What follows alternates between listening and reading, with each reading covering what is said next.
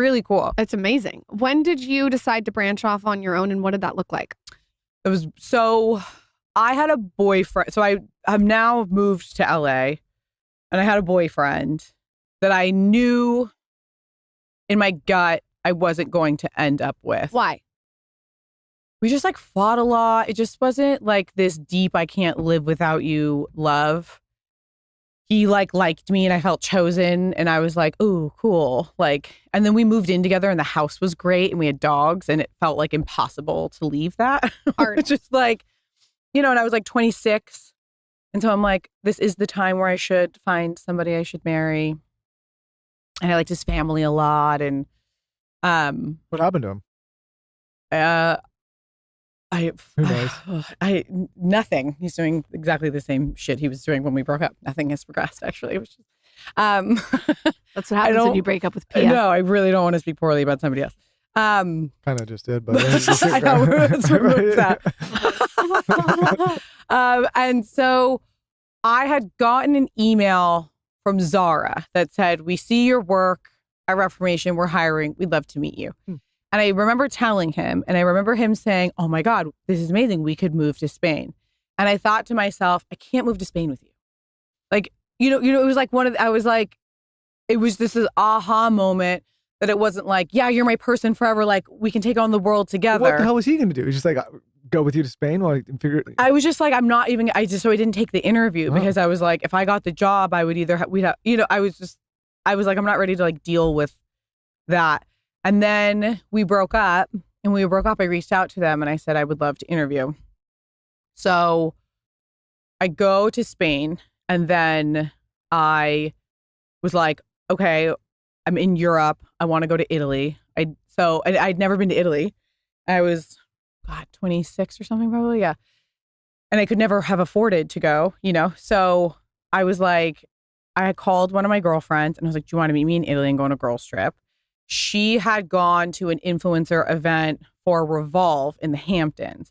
And so they booked her flight instead of booking her back to LA to meet me. And so they said she was at the event and Risa, who is the CMO of Revolve, was there. And she said, oh, I saw that we booked your flight to Italy. Like, what are you doing? And she was like, oh, I'm going to meet my friend Pia. She interviewed at Zara in Spain. And so we're going to go have a little girls trip. And Risa was like, wait, she's interviewing? I never would have assumed she would leave Reformation. We want to work with her. So when I landed in Naples and we went to Amalfi, which by the way is so funny because Amalfi, when you don't have a lot of money, is so hard to navigate. A lot of hiking. And so much hiking. Yeah. Okay. And everything is American prices times 100. And it's hot and sweaty. And so thank God we met a bunch of boys who kept buying our meals because I was like, I would have run out of money after 24 hours. See, I just want to tell you girls something so you both understand the struggle on this side. There is no version where me and Taylor hike over to Amalfi and a bunch of girls are like, hey boys, let me just pay for your trip through Italy. No, I used to love getting a little pay from a guy. I've never had a boyfriend. No one's ever bought me a flight. No one's ever bought me a bag. But I was like, I'll take these free meals.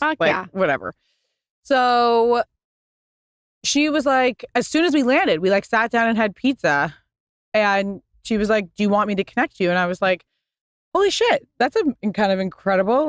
Yeah, please. And so I got back and I met with her and Risa was like, we have our own in-house brands now and they're doing really, really well. And we'd love for you to be the creative director of a brand at Revolve. And I was like, oh my God. And I had also gotten the job at Zara in the meantime.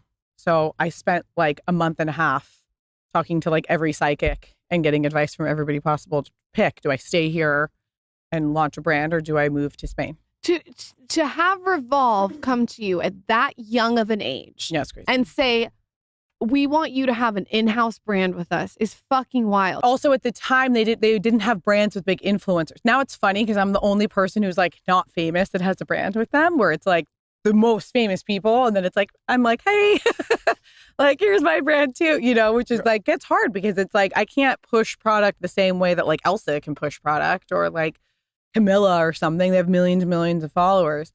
So it was, at the time, I remember I was single. I just met Davide. We were off and on. And did you meet him here or in Italy? He was living in New York at the time. Okay. He was working for Brunello Cucinelli. You didn't in meet New him York. when you went over there. Mm-mm. Oh. He was working at Brunello? Yeah, we almost know that? moved to Umbria and worked. I didn't know that. Oh, his whole life is Brunello. Yeah, we're still really didn't close know with the that. family. Mm-hmm.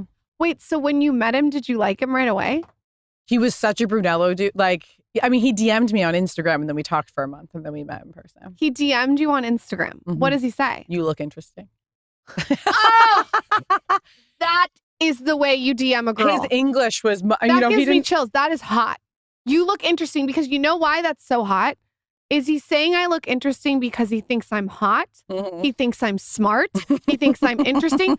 You want to DM a girl, guys? That's what you do. I think it was you also- look interesting is the best thing I've ever heard. He only learned English like 12 years ago. So this was a couple years into speaking. So I think it was also like a direct translation from something in Italian. I think it's beautiful. Yeah, it was. I feel like you need to get that tattooed on your ass. And I didn't. Oh, You look interesting. that would be very You're fun actually- for him. You're actually like, I'm really thinking about it. Like imagine it on the couch. Yeah. With your mom watching. Oh, God.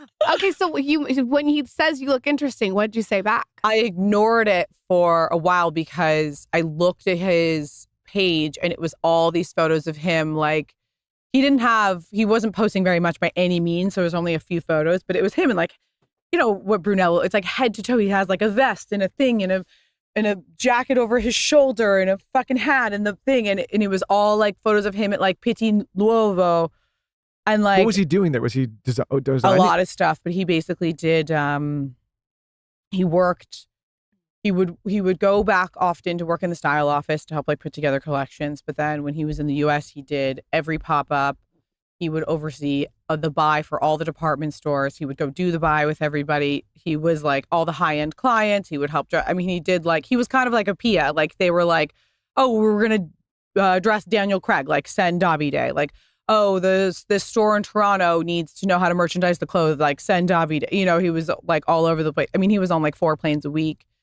And his accent was very thick. And I had dated like skateboarders and streetwear dudes. And I was just like, this is like out of my, and I always grew up being like, I'm Italian because I'm like American Italian. And I was like, that's like a real Italian person.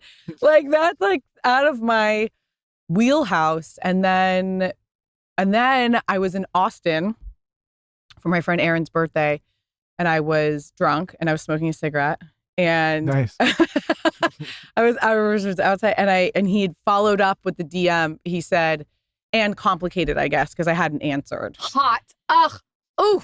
So I was like, what? I'm not complicated. You know, so then I wrote back and he was like, God. And then he was like, Gotcha. listen, I've had a long day at work. Like, if you want to talk, feel free to call me, and like sent his number. And I was like, what? This guy is smooth. Yeah. Look, I told you, I can look from a distance sometimes and see certain people, certain men. And I'm like, I never even met him and I can tell. That's so cute He's to really write and smooth. complicated. Mm-hmm. And then, okay, so you should get you look interesting on your ass, and then he should get ... and complicated on his. That's so cute. No, it's so crazy that it went from that to us. Like, I mean, that his child is in my stomach right now.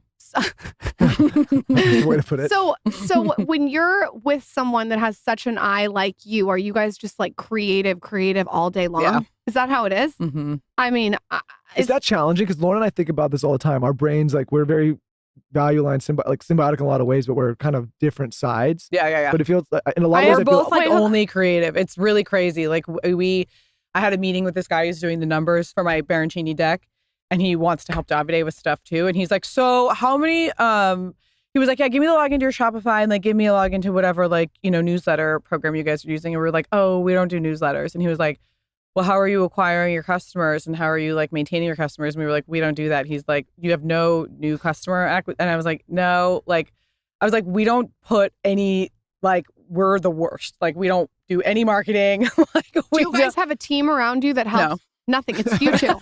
Yeah. I like the honesty of that though, because I think I'm raising money to build a team, and the first thing I'll do is hire a CEO, and I'll hire out a full. I won't be the one. Like, I know what I'm not good at. Yeah. And it's building strategy and hiring and knowing who I need to know and logistics. Right. So that's the first thing I'll set up is have somebody that knows to set up the Don't you infrastructure. think you'll enjoy probably everything a lot more once you get all those headaches? Yeah, I don't need to be a hero and pretend Yeah, like yeah. I And Davide's a very like old school Italian, like slow growth kind of guy. Now, our arguments are never creative. Our arguments are me being like, let's fucking go, dude. Like, just because you don't know how to do something doesn't mean you need to be scared of it and against it. Like, we need a fucking newsletter. Like, you need to be following up with your customers. And he's like, they know where to find me. Like, and it's working. Like, people go to him and his clothes sell like fucking